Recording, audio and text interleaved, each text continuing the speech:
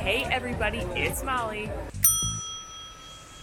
Quincy's over at Disney's Animal Kingdom. And Molly is starting her day over in EPCOT. We are going to see just how much you can get done in 2 hours at either of these parks to see where it's worth it to get there early and rope drop. I am currently in the line waiting to move further into EPCOT. I arrived around 10:30, 30 minutes before the park opens. I'm not a resort guest, so I have to wait behind a rope. They are letting the resort guests in over on the right-hand side, and they're just breezing on in. So make sure if you are a resort guest that you're going the right way so that you don't get trapped in this. You want to take advantage of that perk. That's so helpful if you're staying on property. If you're unfamiliar with rope drop, what that term even means, it's a Disney term and it means to get to the park early because there used to literally be a rope, and I think there is actually a rope now holding people, but they used to dramatically drop the rope and let people run into the park first thing in the morning. Think like going to Walmart on Black Friday style. So the term rope drop is just a way to say that you're going to get to the park early before it opens, be among the first guests, and then scoot to a big e-ticket attraction among the first people there to avoid long lines. Taking a look at the waits from the early theme park entry, the park officially opens in about 1 minute, but I, like a lot of people, am looking at attractions like Frozen Ever After, 105 minutes, and Soarin's already at 50, and Test Track's currently closed, so, decisions. I think I'm going to Soarin'. All right, so I am at Disney's Animal Kingdom this morning for our rope drop experiment. It is currently 20 minutes to opening here at Animal Kingdom. Once you're in the park here at Animal Kingdom, you'll see that there is a direction for early entry and a direction if you do not have early entry, and they are holding guests right here off to the right before heading in to the park. Got a little bit of a wait here, so I'm gonna hang out. This is definitely a little hectic this morning because Test Track is temporarily closed, which is pretty usual. Test Track often has delayed openings and downtimes, but also Spaceship Earth is closed for technical difficulties, and while there are people in the line, they're just hoping it'll open soon. But that is meaning there's going to be longer lines at the other few attractions at this park because 2 of the big ones are closed. If you take a look at Frozen's predicted waits, you can see that right after 11 is one of the busiest times of the day. And that's because all the resort guests that can come in 30 minutes early typically go to Frozen or Test Track. And since Test Track closed, they're all going to Frozen, which is a good move because Frozen is an additional cost, a fancy ride. It's not included with Genie Plus, so I'm sure a lot of people don't want to pay extra for Frozen. But it has a very low capacity. It's a very popular ride, and they're always going to prioritize at this point the Lightning Lane over the regular line. That's just how it works. So Frozen is a really hard one right now. You can see there's a dip around 3 and there's a dip around 7. So I would recommend going at those times using that predictive wait feature. Or, if you are a resort guest, making that your top priority when you arrive for the early admission. Or if you're a deluxe resort guest, riding it in the extra magic hours after the park closes. When you rope drop any park, you're going to see some pretty sizable crowds. You'll notice almost everybody in this crowd who's moving is headed towards Pandora, which is going to be pretty typical here at Animal Kingdom. Pandora does have the rides get to the longest waits.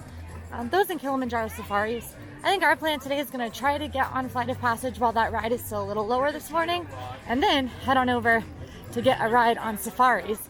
Molly and Breedlove did their Genie Plus experiment here a few weeks ago, and Molly waited in Kilimanjaro Safaris line for a very long time, a little later in the morning. So I think if we go there second, we might prove her theory that that's the time to go to Kilimanjaro Safaris. So you can see that as of park opening, Flight of Passage is already listed with a 50-minute wait. So that's pretty significant for the park opening, and that is because that early theme park entry, lots of resort guests have probably already been on and off Flight of Passage and gotten plenty of time to let that line build up. Soarin' is definitely one of the most popular rides at Epcot. This one does have the most variable wait. Like, you'll see this one drop lower throughout the day more than you would Frozen or Test Track, but considering Frozen has a 105-minute wait that I'm not going to recommend to anyone, and Test Track is closed, this is kind of our best option for next big attraction that you would want to take advantage of. So we'll see if it's actually 50 minutes. One thing about the Soarin' queue is it's going to usually move like in big chunks when they load the feeders. So there's 3 large speeders in Soarin' that they will fill with, let's see, 90 people at a time. So 90 times 3, math. So you'll move forward a bunch, and then you'll stop, and then you'll move forward a bunch, and then you'll stop. And that's typically how this line moves, as opposed to attractions like Haunted Mansion or Pirates of the Caribbean, which are more constantly loading people, so you'll kind of just constantly be moving throughout the queue. The good news, Test Track has reopened with a 30-minute wait. The bad news, we're still in the Soarin' line. I'm going to see this one out, though. I'm going to live this one out. Why is it blurry? Do you need coffee, too? There you go. I'm going to live out Soarin'. We've been in line for about not even 10 minutes, and we've moved a decent amount, so I do want to time this and see if it's really 50 minutes. My tip for Test Track was going to also be to use the single rider line if that's not your first stop, and so we'll go see how that's working after this. All right, so 6 minutes after park opening, I just got in a 65-minute posted flight of passage line. Passenger is saying 50 minutes. We'll see which is closer, but got a little bit of a wait to do. On the bright side, even with a long wait, Pandora is absolutely gorgeous any time of day, but especially in the early morning when the light's kind of pouring through here. I could stand here and stare at it, and I probably would with a coffee if I weren't waiting in line for flight of passage. Mere moments later. Can you focus? Okay. Mere moments later, Test Track's already up to 65, so I'm glad I didn't try and get out of line or something. Also, I want to point out that there are still Genie Plus lightning lanes available for Test Track. If I were coming to EPCOT, that would be my number one that I would book first, right at 7 a.m. for an earlier time, and then I would go for Soarin' next. There are still plenty of Soarins available as well, starting at 255, so that's not too far out from right now. And then the rest of the lightning lanes here that are not the fancy rides are relatively easy to get. Living with the Land, the Seas, Figment, Mission Space, those are relatively easy to pull, so I would prioritize at this park. Definitely Test Track first, then Soarin'. Your fancy rides at this park are Remy's Ratatouille Adventure, which you can do the virtual queue for right at 7 a.m., or you can purchase it, but they are already sold out of Remy's Ratatouille Adventure, so if you want to purchase it, make sure you prioritize that first thing at 7 if you're a resort guest, or when the park opens if not. And then I also want to point out Frozen is your other fancy ride, and they do still have some for purchase later in the evening. This park is open the latest till 10, so there's still a fair amount of those available. Frozen has definitely been the hardest attraction hit by Genie Plus at this park. The wait times skyrocket and stay very, very long throughout the day. It has a 110-minute wait right now. I've often seen it over 2 hours, and that's again because it's got a low capacity to begin with, and then they have to prioritize that lightning lane. So the standby line at attractions like Frozen Ever After, like Flight of Passage, like Peter Pan's Flight, Jungle Cruise, those attractions that have high demand and low capacity have seen the hardest hit to the standby line from Genie Plus. You guys, I just saw a bubble floating really high up, and it was just like one lone bubble that had survived. Hold on, I'll see if you can see it. It's up there. Oh, now I can't see it. Listen, don't let anyone tell you there's no ways to entertain yourself in line. I just hear animal noises coming from that cave. It's been 10 minutes officially, and we are being sent to the concourses, so I'm thinking this is not gonna take a full 50 minutes, which is great. Great news this morning. All right, so entering the official queue after, hi, good morning. After 10 minutes in line. So we've just waited 10 minutes. We're in the official queue. The wait is now posted 75 for people getting in line. So it is super important that if you want to rope drop this attraction, you move there quickly, because that wait is just going to get longer and longer as the minutes pass once the park opens. 18 minutes after getting in line, I am headed into the pre-show with your friend and mine, Patrick Warburton. So this was a good move.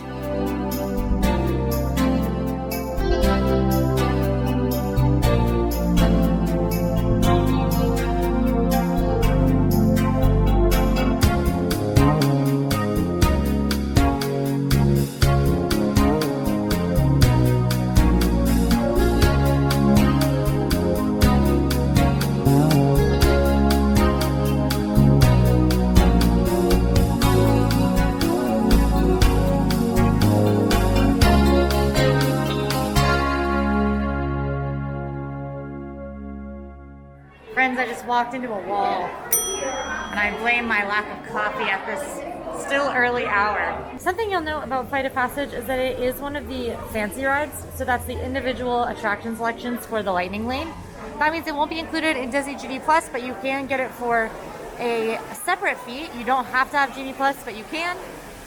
This one is $11 today, and the first window that's currently available as of 8:20 is 2:45 p.m.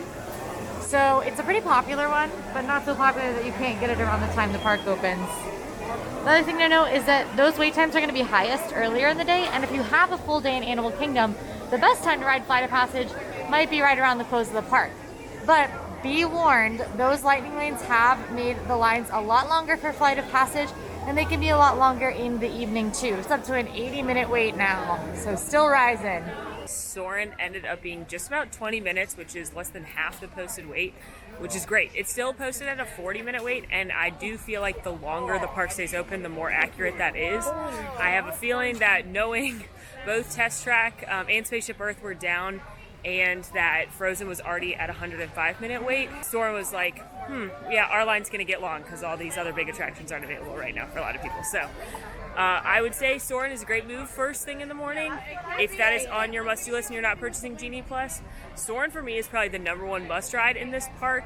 I would definitely pick it over Test Track. I personally would pick it over Frozen Ever After. I know a lot of people with little ones would pick Frozen Ever After top, but for me, Soarin' is the one that's most enjoyable by the whole family. So glad to knock that one out with very little wait. And now that Test Track's reopened again, we're going to go check that one out and try and do single rider with not a long line.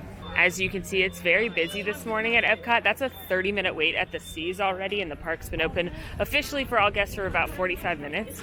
The hard thing about rope dropping at Epcot versus Animal Kingdom is right now Epcot doesn't open until 11, which is pretty late, and Animal Kingdom opens up at 8. It's a lot easier to get your family out of bed to rope drop for an 11 a.m. park open versus an 8 a.m. park open.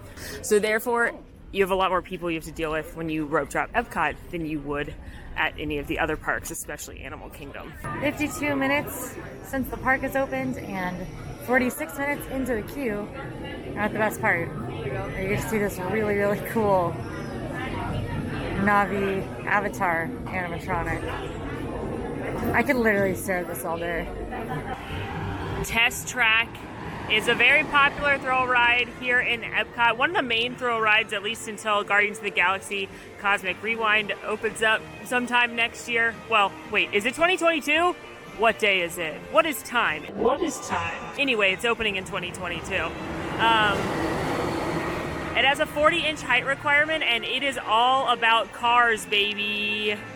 The good news is it's dropped to a 50-minute wait. It was about 65, 70 when I was in the Soarin' line. So that's great to know. It will drop a little bit. However, it is usually pretty accurate. If you see the line out here, you can assume it will be close to that 50-minute wait. So I'm still going to do single rider so we can time that. Single rider is a queue available at some Disney attractions where you can go in as a single rider like myself, or you can go in with your whole party, but you will be separated and just placed into extra seats. So if an odd number party shows up, you'll just be tossed in there. At some attractions, you do miss out on part of the experience. For example, at Millennium Falcon Smuggler's Run in Studios, you miss out on the Hondo Ohnaka pre-show. Here at Test Track, you may miss out on designing the car, or you have to choose from like some pre-designed cars. You don't get to completely customize it. So you really have to weigh if it's worth splitting up your party and skipping some of the experience to ride it. In my opinion, at attractions like Test Track or even Rock and Roller Coaster, it's worth skipping the main queue to ride single rider if you've been on the attraction before. If it's your first time, or you're really excited about it, or you've got little ones that are super jazzed about the attraction, you probably want to do the full experience at least the first time. But if you've been on the attractions multiple times, you might as well do single rider, so that way you can get through it faster usually and be able to do more things.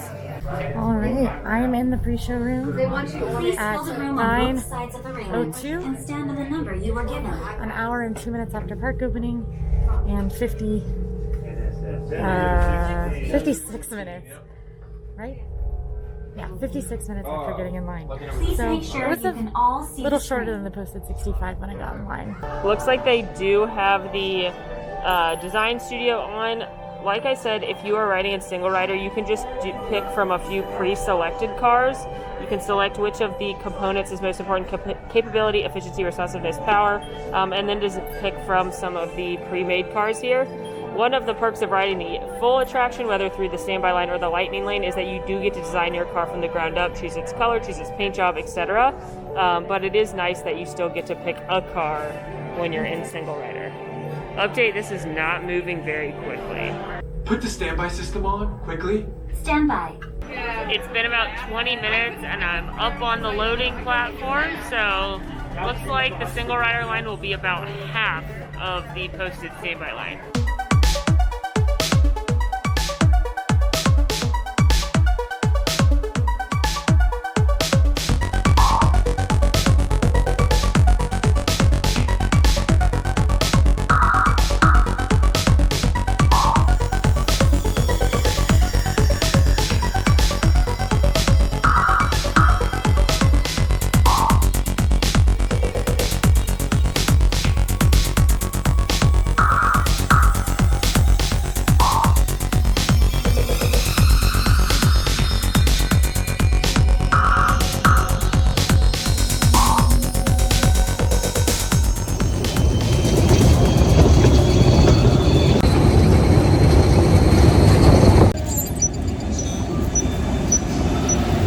Alright, check it out. Flight of Passage is now at a 110-minute wait. So, according to predictive wait times, it's also going to stay up there for a little bit and before it drops. And even when it drops, it'll probably be up above an hour. So I think we made the right call in rope dropping that one this morning. And Flight of Passage is one of those rides that has been really affected by the lightning lane. So basically, because people are buying the chance to skip the lines, it makes the wait a little bit longer for people who are just doing the standby. You can see that there's actually no longer line wrapped all through the majority of Pandora. And so there's technically fewer people in line right now, but because those lightning lanes have kicked in a little bit more later in the morning and there might be a little bit more backup with them, you can see that even though the line's a little shorter, it's still 110 minutes. I don't know what it is about Flight of Passage. That ride takes my breath away. I don't even I liked Avatar the movie, but it wasn't crazy good. And boy, is that ride just spectacular. Literally, I gasp on it every single time. I gasp. It's so good. I wish I could fly on a real Banshee. If anyone knows where I can get a Banshee, you let me know. Now, what I might recommend is that if you are willing to, I would purchase the individual lightning lane for Flight of Passage, and then I would rope drop Kilimanjaro Safaris, because Kilimanjaro Safaris is up to a 50-minute wait. For about the first 15-30 minutes I was in line at Flight of Passage, it was around a 5-10 minute wait. So that, of course, would be a much better use of your time, but that's if you're willing to pay the $11 per person or more if it's a date-based increase to ride Flight of Passage with a lightning lane. Test track in the single rider line took about 23 minutes, so less than half the posted wait. Like I said, I think that's a great way to get on some of the more popular attractions if you don't want to use Genie Plus or you don't want to wait a long standby line. Single rider really can save you a lot of time, and even though it wasn't as fast as single rider has been when you can just walk up, half the posted wait is still pretty good. For me, Test Track isn't a must-do when I come to this park. I would much rather do Soarin'. I'd even rather do Frozen Ever After. But I know for a lot of people this is a must-do, especially if you've got little ones. My nephews, I say this all the time, love to Test Track because they don't drive cars. They're going 65 miles an hour in a car while you bank and you almost crash into a truck. It's really, really fun when you're little. I remember loving the old version when I was little too. I guess now that I can drive a car, it's lost a little bit of its luster, but it is still a fun attraction and it's definitely a must-do on a lot of people's lists. All right, my guess is this 50-minute wait for Kilimanjaro Safaris is going to be the last thing we're going to be able to accomplish in our crucial 2 hours. But that's not a bad morning, knocking out two of the most popular rides in the park. Really the only rides that spike to really high weights. So I am not complaining. At this point, it's 12:30. The park's officially been open for everyone for an hour and a half. And essentially at this point, rope drop is over. Looking at the wait times throughout the park, they're pretty long at this point, even for attractions that don't normally have long lines. Frozen has dropped to 80 minutes, so it's gone down a little bit. So now could be a good time to go do Frozen if you want to wait that long in line. Journey into Imagination and Figment has a 35-minute wait. Living with the Land has a 25-minute wait. Mission Space, 25 minutes. The Sea is 25 minutes still. Soarin', 40. Spaceship Earth, 30, and Test Track still at 50. The reason that some of these attractions that don't classically have long lines is because everybody comes into the park and does the front of the park first. So if you're not here right at opening and jumping in some of these shorter lines, you're gonna see 20, 30, 40-minute waits for attractions that are usually walk-ons by the afternoon. I'm talking Spaceship Earth, I'm talking Living with the Land, I'm talking The Seas with Nemo and Friends. Everybody comes in, does Future World, I can't call it that anymore. Everyone comes in and does the first half of the park in the morning and then goes over to World Showcase in the afternoon. So it's always been the case. That's not a new thing because of Genie Plus or anything. That's just the way that this park functions. So if you want to do those attractions, you could rope drop them if you wanted to just bop around and get a bunch of like smaller attractions out of the way first thing, or just wait a few hours. I promise things like the Seas are going to drop to a walk-on or close to a walk-on later in the afternoon. But now it's time for my favorite attraction, coffee. And let's talk about what we learned. Quincy, I bet you learned some pretty good science. Tell me about it. I wasn't paying attention for a few minutes, and now I have no idea where I am in line. Okay, wait, I can see the building up there. All right, that was confusing. I was like, what, am I almost back? I figured it out. 23 minutes in. Wow, Quincy, that was some interesting science. All right, I'm about to load at a 40-minute wait, so 10 minutes shorter than posted. Now posted 60, so that wait's going up. Over here in EPCOT, I learned that this is not really a park you need to rope drop. In fact, rope dropping this park may do more harm than good.